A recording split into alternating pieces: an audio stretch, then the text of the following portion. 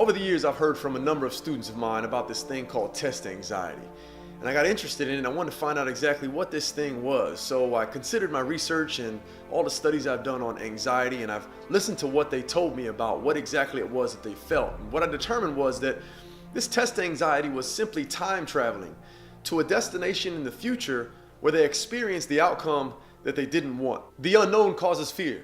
Anxiety comes from focusing on what we don't know, and when it comes to taking tests, we don't absolutely know what the result's going to be, good or bad. So before you take a test, there is the option to look at the tests and focus on the unknown, which is the outcome or the result of the test itself. But there's another way to look at tests before you take them, and a way that you can look at them and determine something that is absolutely known before you ever take the test to begin with. You can know that before you ever take any test, you can be absolutely sure that every single test is an opportunity to learn, no matter what the result. Now, some tests you can prepare for, others you can't, but you can always count on and look forward to the opportunity to learn from the results of any test you ever take. Another fear is that the results of the test will somehow determine our lives. But remember this, tests don't determine destiny in life. At most, they may determine your immediate future and possibly the next test that you're able to take. The only fear or anxiety that we have associated to tests is failing the test.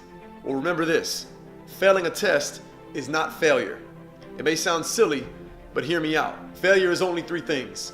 Failure is not taking the test in the first place because we're either underprepared or too scared. Failure is not learning why you failed when you do. And failure is quitting after you fail if you do. Those are the only three ways you will ever fail at anything in your life. Speaking of quitting, sometimes tests aren't what they appear to be. Most of the time, tests are really more about your effort than they are the results. Let me share a short story about a Navy SEAL that I heard that I think will emphasize this point. And the story goes something like this. It was a buddy talking about his friend who was attempting to be a Navy SEAL, and for his friend to be a Navy SEAL, he had to pass this test. And this test was to tie a series of knots. You had to tie 5 knots in a row underwater.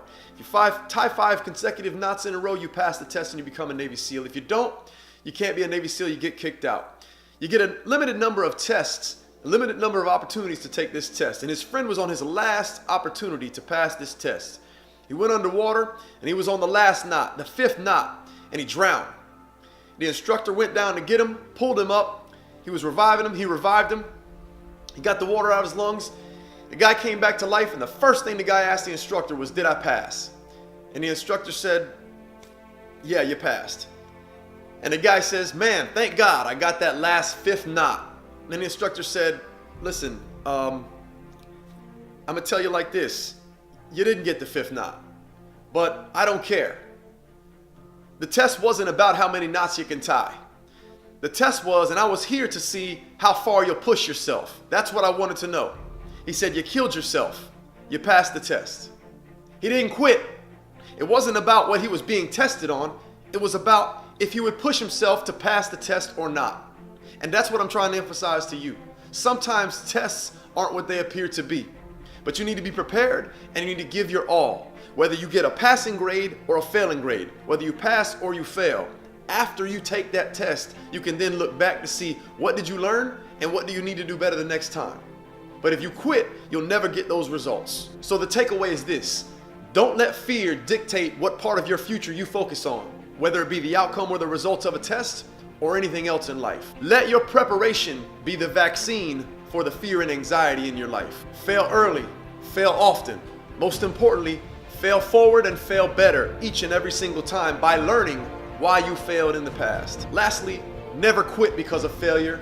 Quitting is the ultimate failure. As long as you have breath, you'll have another opportunity. It may or may not be the same opportunity to take the same test again, but you will have another opportunity. And when that opportunity presents itself, you'll have wisdom from all the experience, good or bad, that you have had from the past. You will be tested in life.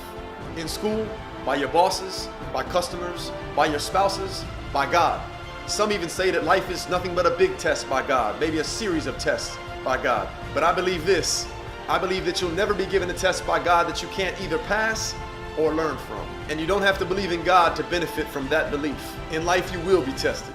How you prepare for those tests and how you deal with the results of those tests is really ultimately what you're being tested on.